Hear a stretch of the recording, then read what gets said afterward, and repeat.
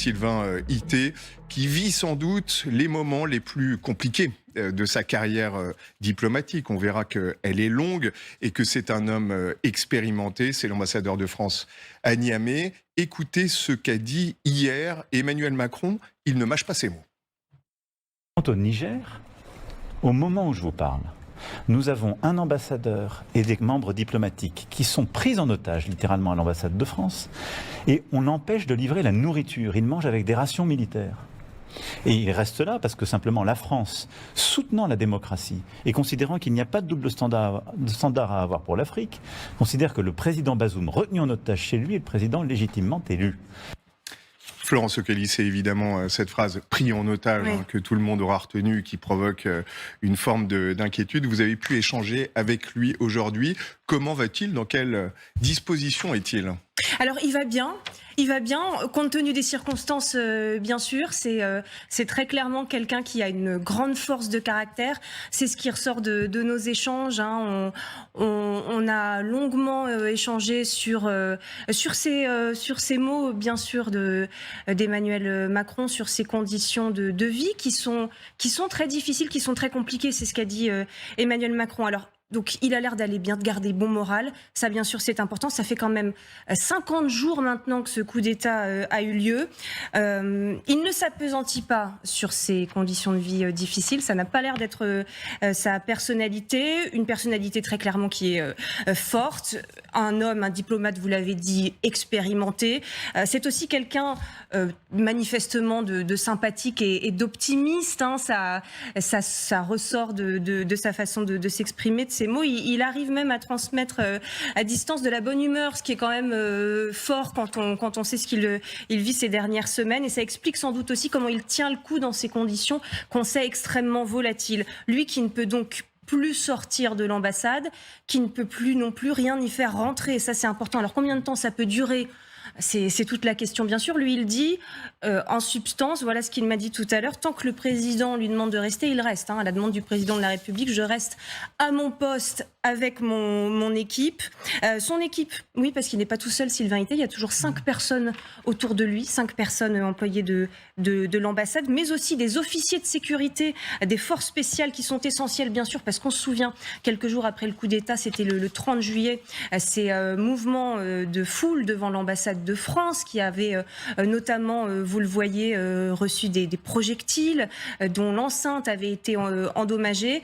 On avait manifestement ce jour-là frôlé la catastrophe, qui avait été évitée sans doute aussi grâce à ce sang-froid qu'on ressent très clairement chez Sylvain Ité. Alors oui, il y a des préoccupations autour de sa sécurité, mais c'est surtout depuis la fin août que c'est devenu vraiment très compliqué pour lui, puisque c'est là que la junte lui a lancé un ultimatum, celui de partir du territoire nigérien, ultimatum que la France a refusé d'entendre, au prétexte que les putschistes ne sont pas les autorités légitimes à Niamey. On s'en souvient. Cette situation compliquée, il m'a confirmé qu'elle se dégrade. Ça, c'est quand même important. C'est un mot qu'il emploie. Il précise toutefois qu'il se sent toujours en sécurité dans l'enceinte de l'ambassade. Donc ça, c'est important. C'est bien sûr la question qu'on se posait. Ce qui est vraiment compliqué aujourd'hui, vous l'avez évoqué, et le président Emmanuel Macron l'a fait, c'est l'alimentation. C'est l'alimentation. Plus rien ne peut rentrer, d'où la référence à ces rations militaires avec lesquelles effectivement Sylvain Ité et son entourage sont contraints de s'alimenter. Alors bon, les rations militaires, le général Richoux va vous en parler mieux que moi. Vous avez dans une ration de quoi tenir pendant une journée. Il y en a de différentes sortes, voilà, du petit déjeuner au dîner. Alors ça permet de se nourrir, bon, bien sûr, évidemment, au bout d'un moment c'est un peu répétitif, surtout on n'a pas de produits frais. Bon, voilà, c'est devenu le quotidien dans cette ambassade. Bon, quant à l'approvisionnement en eau, on voit circuler des vidéos où on voit de l'eau qui est livrée, mais qui est reprise aussitôt par des manifestants. C'est compliqué. Il y a aussi des coupures d'électricité à Niamey. Alors ça, c'est pas que le fait de l'ambassade. Hein. La situation est sur ce niveau-là, sur ce plan-là, se dégrade aussi dans la ville. On sait que cette ambassade, comme d'autres, dispose d'un groupe électrogène. Bon, voilà. Mais c'est quand même très compliqué. Le quotidien de l'ambassade de France aujourd'hui à Niamey dépend vraiment du bon vouloir des putschistes. Alors, le verre à moitié vide, à moitié plein. À moitié plein, il se porte bien, c'est quelqu'un de combatif, vous le connaissez sans doute, Sylvie Bermann, il est très, très expérimenté. À moitié vide, on sent bien que c'est extrêmement difficile, et notamment ces approvisionnements qui sont à 99% coupés. Combien de temps peut tenir notre représentation diplomatique ? 5 personnes, ça n'est que 5 personnes, plus les services de sécurité. Oui, tout à fait, puisqu'il y a des services de sécurité. Et c'est vrai que vous mentionnez la question de la sécurité. Il y a toujours la présence de l'armée française qui interviendrait, bien évidemment, s'il était véritablement menacé physiquement. Cela dit, les conditions psychologiques, évidemment, sont très difficiles. Et en outre, il ne peut rien faire. Alors, combien de temps, effectivement, ça durera, je ne sais pas. Il faudra, à un moment donné, prendre une décision, parce qu'au plan du droit, bien évidemment... Décision de départ, vous voulez dire ? Pardon ? Une décision de départ qui est inéluctable ? De départ, je pense que oui, on ne peut pas le laisser pendant des mois et des années. Et aujourd'hui, il y a un principe de réalité, c'est que les putschistes sont au pouvoir depuis près de 2 mois. Et donc, ça peut encore durer. L'intervention de la CEDEAO, on n'en entend d'ailleurs plus parler. Et donc, il faudra sans doute trancher un moment, sous quelle forme, je n'en sais rien. Comme il le dit, il est là sur instruction du président de la République. Donc, de toute façon, la décision ne lui appartient pas. Les rations militaires françaises, un petit mot, mon général, vous en avez mangé plus qu'à votre tour, bien sûr, quand vous étiez en opération. Elles sont bonnes, mais enfin, on imagine qu'au fil des mois, on peut peut-être s'en lasser, notamment lorsqu'on est ambassadeur habitué à un autre régime. Oui, bien sûr, mais il faut bien comprendre une chose, ce ne sont pas des rations de survie, ce sont des rations de combat. Et ça délivre le nombre de calories nécessaires à un combattant, c'est-à-dire quelqu'un qui fait des efforts physiques considérables. Donc, c'est une ration, c'est pour 24 heures, du petit déjeuner jusqu'à la nuit, tout compris, avec des vrais plats cuisinés. Hein. Vous pouvez manger du riz, je sais pas quoi, risotto ou des choses comme ça. Vous pouvez manger du poulet à la basquaise et il y a absolument. Vous nous rassurez beaucoup sur ce qui se passe derrière les murs de l'ambassade à Niamey. Oui, non, mais véritablement, moi j'ai connu les rations quand j'étais jeune. Il y avait l'ugnole, il y avait un paquet de cigarettes et puis du bœuf en sauce, et puis une soupe pour le soir. C'était ça. Aujourd'hui, ce sont des vrais repas et je peux témoigner qu'avec une ration, on mange très bien et on peut durer assez longtemps. Bon, alors on en sourit bien sûr, mais enfin la situation reste évidemment compliquée pour notre personnel là-bas. Vous vouliez ajouter quelque chose, Sylvie Bermann ? Non, c'était simplement sur les rations. La qualité des rations françaises est telle que les Nations Unies avaient décidé de les choisir pour les casques bleus. Bon, enfin, encore une fois, c'était la minute promotionnelle de la ration militaire française, ce qui est important pour nos téléspectateurs. Mais je pense que ce qu'ils se disent aussi, Margot Haddad, c'est que c'est la première fois sans doute qu'un ambassadeur se retrouve aussi longtemps, en tout cas empêché de travailler, empêché de sortir. Dans le fond, il est dans une sorte de prison à ciel ouvert. Et ça dure depuis longtemps. L'ultimatum, c'est effectivement fin août. Et quand j'ai parlé de cette citation d'Emmanuel Macron aux membres de la CEDEAO avec lesquels je suis en contact avant même mon séjour à Abidjan, eh bien, la première réaction de l'un d'entre eux a été de rire et de me dire mais non, les conditions n'ont absolument pas changé, sinon on serait au courant.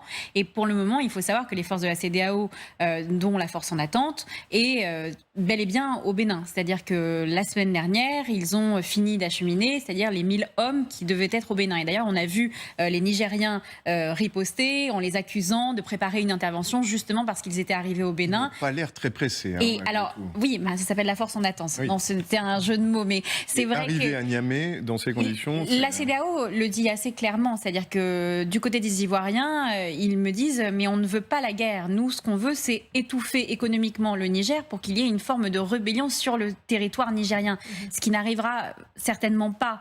On a vu que le Burkina Faso et le Mali ont été aussi asphyxiés économiquement et qu'il n'y a pas eu de revers de la situation. Donc clairement, il y a ce rapport de force qui est en train de prendre place, notamment du côté de la présidence française, en essayant d'avoir un échange de discours sans véritablement se parler de manière frontale, tout en essayant d'instaurer ce rapport de force afin qu'il y ait peut-être l'un des deux camps qui perde la main. Mais ça ne peut tourner qu'à l'avantage de la junte, non ? Je pose cette question. Non, clairement, elle est inexorablement en train d'avancer ses pions face à une France qu'on sent de plus en plus isolée.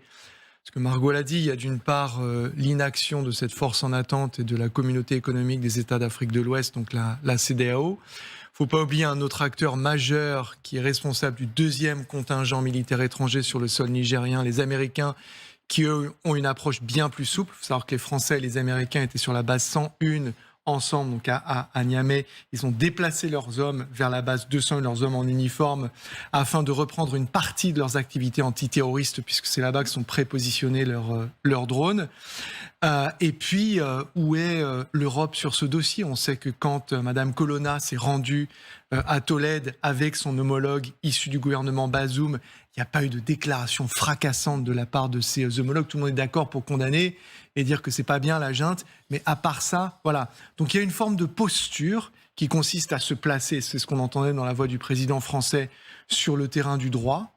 Alors franchement, moi je pense qu'il faudrait le quitter pour se placer sur celui de la raison, qui aujourd'hui nous commande de quitter le Niger. Vous avez dit de manière très polie, la situation est compliquée. Moi je pense pas. Moi, je pense qu'elle est dangereuse, la situation. Elle est dangereuse pour cet homme, Sylvain Ité. Et d'ailleurs, je m'étonne que Catherine Colonna, on sent bien qu'il cherche des éléments de langage, disait il y a 24 heures à Darius Rochebin, sur cette même antenne, il travaille et il entretient des contacts utiles. Ah bon? Avec qui? Lesquels? À quelle fin? Peut-être avec le président Bazoum, qui est lui-même signé à résidence. On sent qu'il y a deux choses qui se passent, c'est-à-dire que Margot disait à juste titre que rien n'a changé. Il y a une chose qui a changé, c'est qu'il y a un Français, Stéphane Julien, qui a été pris en otage de manière effective. C'est-à-dire que la junte a eu l'opportunité de tester son pouvoir de négociation face à Paris. Il a été, on ne sait pas comment, relâché, libéré. On voit une photo de Stéphane Julien aux côtés de Monsieur Ité, notre ambassadeur, dans l'emprise à Niamey.